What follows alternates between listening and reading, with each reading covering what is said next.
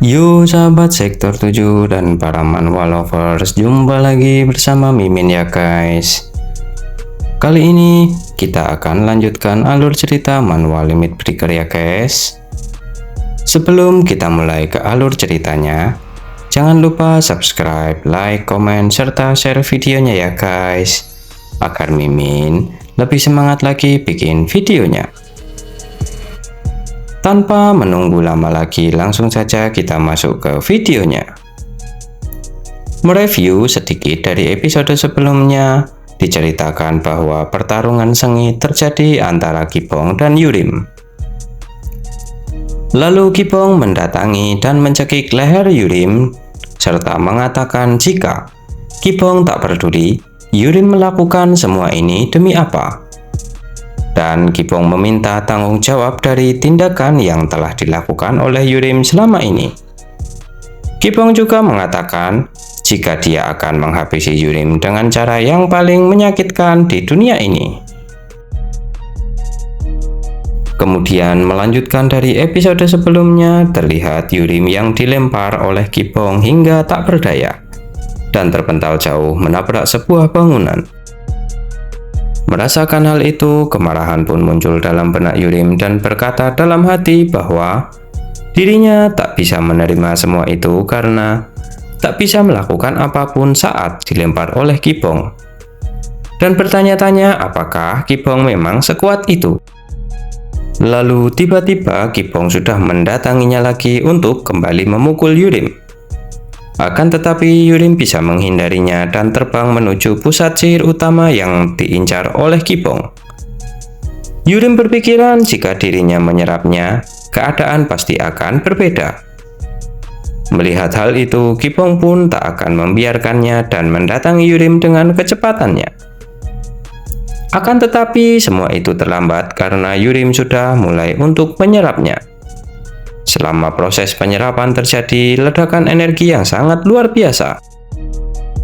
Di balik kepulan asap dan debu, Kibong pun melihat bayangan sosok seperti monster yang bersayap dan memiliki tanduk.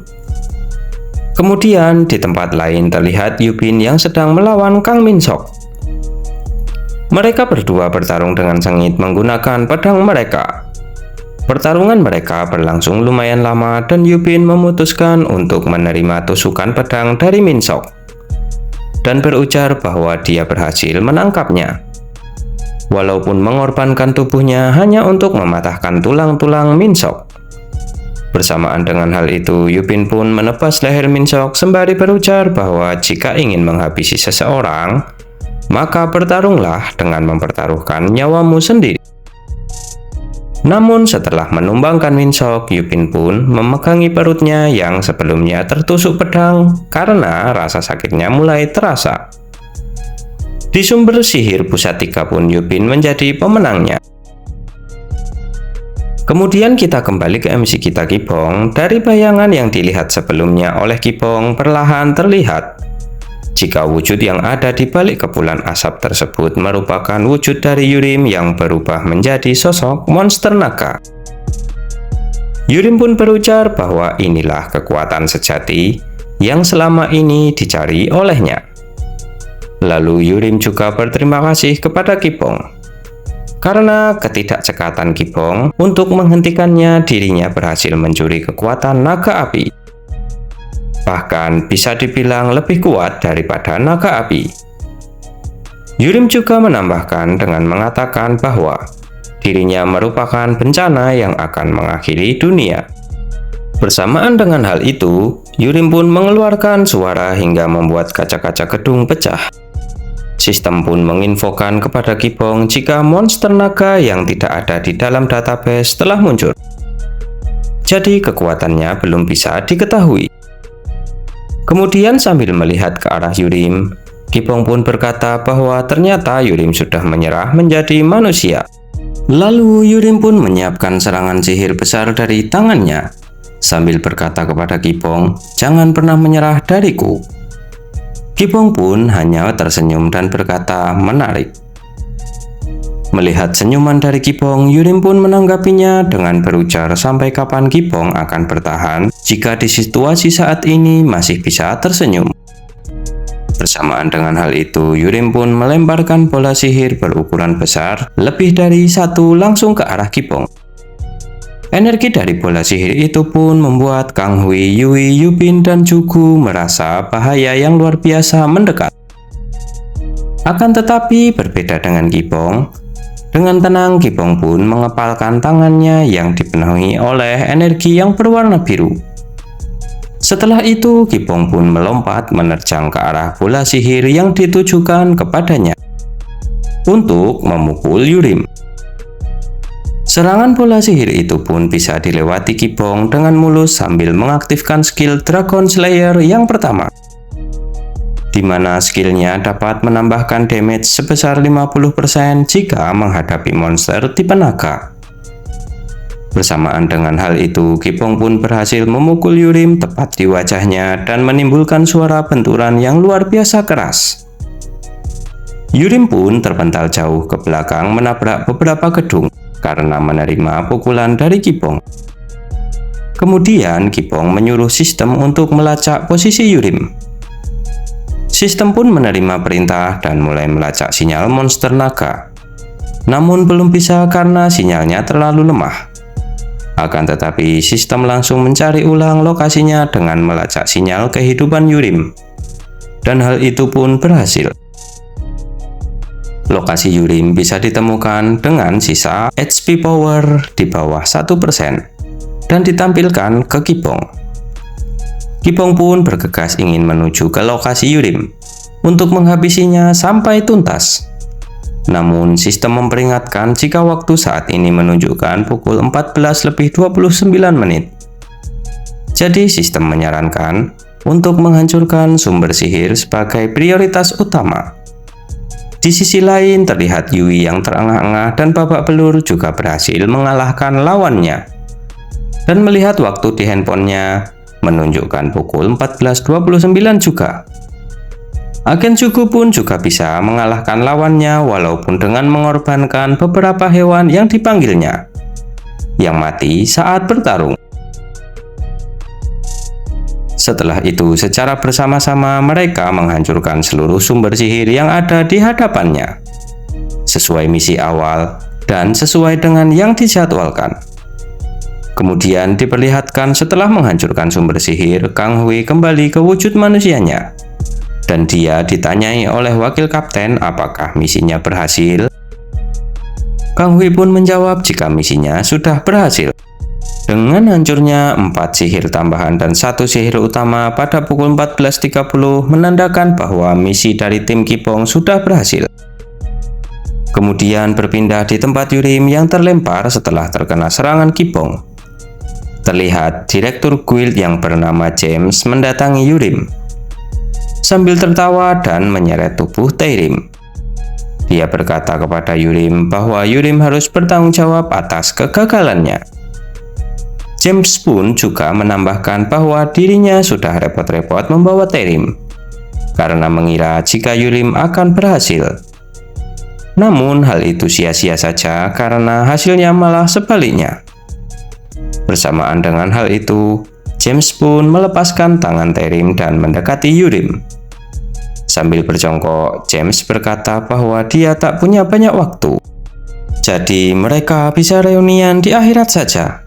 Dan benda berwarna merah yang ada di tubuh Yurim lah yang diinginkan oleh James dan akan menggunakannya untuk hal yang lebih baik. Lalu, dengan barbarnya, James menarik benda itu dari dada Yurim. Yurim pun bertanya siapakah identitas James sebenarnya. James pun menjawabnya dengan berkata bahwa hype itu lebih besar dan lebih dalam daripada yang dikira oleh Yurim.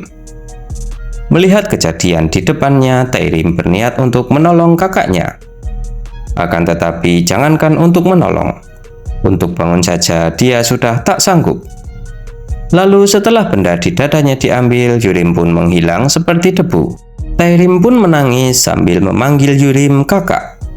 Kemudian James pun mengambil alat teleportasi untuk pergi dari tempat itu. Namun tiba-tiba dia terkaget karena merasakan sesuatu di belakangnya. Dia tak mengira Kipong bisa datang secepat ini. Kemudian Kipong pun sambil mengeluarkan amarahnya bertanya apa yang dilakukan James di tempat itu. Sambil tersenyum menghindari keterkejutannya, James pun mengatakan bahwa dia tak menyangka bisa bertemu lagi dengan Ki-pong. Melihat benda yang diambil oleh James dari Yurim, Ki-pong pun tanpa basa-basi meminta benda itu. Menanggapi hal itu, James pun berkata bahwa sapaan Ki-pong terlalu kasar terhadapnya. Padahal mereka sudah lama tak bertemu. Ki-pong pun menimpali dengan berkata bahwa mereka tak sedekat itu untuk saling menyapa. Bersamaan dengan hal itu, Ki-pong pun maju dan bermaksud untuk menyerang James. Namun, James bisa menghindarinya dengan skill yang bisa membuatnya berpindah tempat seperti teleportasi. Kemudian James memuji Ki-pong bahwa dia sangat kuat. Dan sulit dipercaya bahwa kekuatannya merupakan kekuatan manusia biasa. Namun hanya menjadi katak dalam tempurung saja, yang tak mengetahui betapa luas dan dalamnya dunia ini. Menanggapi hal itu, Ki-pong pun berujar kepada James untuk menghentikan omong kosongnya. Dan juga menambahkan bahwa James saat ini membicarakan tempat yang bernama Hype. James pun menduga jika Ki-pong mengetahui tentang hal itu. Kemudian James menawarkan kepada Ki-pong jika dia ingin bergabung, maka dia pasti akan langsung diterima sebagai anggota Hype. Sambil mengeluarkan senyum yang sedikit sarkas, James berujar bahwa dia memiliki otoritas untuk merekrut anggota. Lalu Ki-pong pun menanyakan apakah Hype itu kepada James. James pun menjelaskan jika Hype adalah manusia baru dan masa depan umat manusia. Levelnya sudah berbeda dari apa yang dimiliki oleh guild perisai dan oleh negara. Bisa disebut juga sebagai tatanan dunia yang baru. Mereka tak akan menolak jika Ki-pong ingin bergabung dengan mereka. Namun, Ki-pong pun menolak dengan berkata tak buruk juga untuk mencabik-cabik kalian. Bersamaan dengan hal itu, Ki-pong pun langsung melesat ke arah James dan langsung mencekiknya. James pun terkejut karena skillnya tak berfungsi. Kemudian sambil tersenyum, James berujar kepada Ki-pong bahwa dia sudah memberikan tak sebuah tawaran bagus kepadanya. Namun Ki-pong malah ingin menghukumnya. Bersamaan dengan hal itu, tiba-tiba mukanya memerah dan matanya menyala, serta dia berujar bahwa di dunia ini tak ada yang bisa menahannya. Lalu di tempat lain diperlihatkan bahwa beberapa helikopter terbang di udara dan juga para tenaga medis yang sedang mengevakuasi para korban yang terluka. Kemudian diperlihatkan juga melalui sihir teleportasi Perdana Menteri Gu tiba di tempat itu. Melihat yang ada di depannya, Perdana Menteri pun bertanya-tanya sebenarnya apa yang sudah terjadi di tempat ini. Kemudian ajudan Perdana Menteri memberikan laporan bahwa sudah dipastikan bahwa sihir delusi yang menutupi seluruh kota sudah dihancurkan. Dengan ekspresi yang serius, Perdana Menteri pun memerintahkan kedua ajudannya untuk berbagi tugas, yaitu untuk mengidentifikasi situasi dan juga menyelamatkan para korban. Lalu sisanya diberi perintah untuk segera cari keberadaan Park Yurim. Mendengar perintah itu, mereka pun menyanggupinya dan langsung berpencar melaksanakan tugas tersebut. Kemudian sambil berjalan, dalam hati Perdana Menteri pun berkata bahwa tak mungkin sihir delusi sebesar itu bisa hancur dengan sendirinya. Karena Yurim bukanlah penyihir yang lemah. Setelah itu, Perdana Menteri pun berlari untuk mencari tahu apa yang terjadi sambil memikirkan apa yang telah direncanakan oleh Yurim.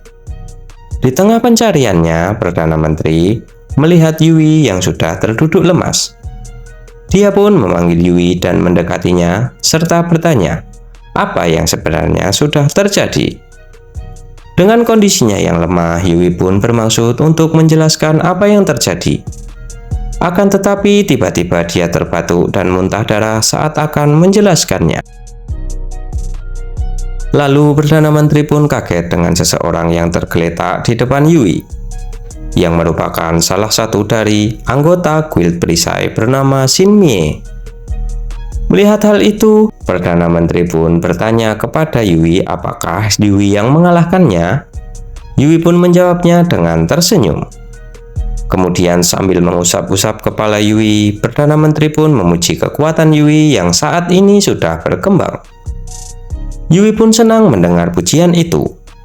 Akan tetapi sambil tersenyum, Perdana Menteri pun mengambil ponsel Yui dan berkata bahwa video yang sudah terekam akan ditinjau dulu sebelum dikembalikan kepada Yui.